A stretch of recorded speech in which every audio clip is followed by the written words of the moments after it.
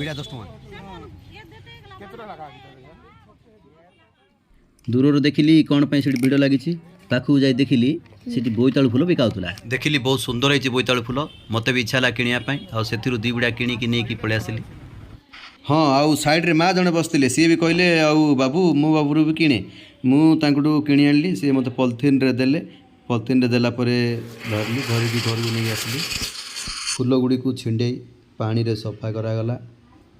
ବେସନରେ ସବୁ ପ୍ରକାର ମସଲା ମସେଇ ତାୱା ବସେଇ ତେଲ ପକାଗଲା। ତେଲ ପକାଇ ସାରିଲା ପରେ ଫୁଲ ଗୁଡ଼ିକୁ ବେସନରେ ଭିଜେଇ ପିଠଉ ଭଜା କରାଗଲା।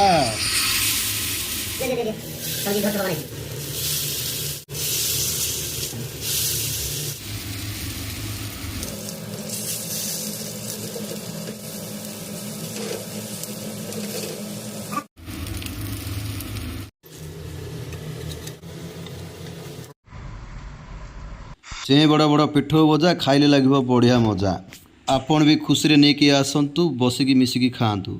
ଗରମ ଗରମ ବୋଇତାଳୁ ଫୁଲ ପିଠଉ ଭଜା ଭାରି ବଢ଼ିଆ। ଶ୍ରାବଣ ମାସରେ ଭାଙ୍ଗ ନଡ଼ିଆ ପିଠଉ ଭଜା ମସ୍ତ ଥିଲା। ଗରମ ତେଲ ଚଟ୍ କଲା।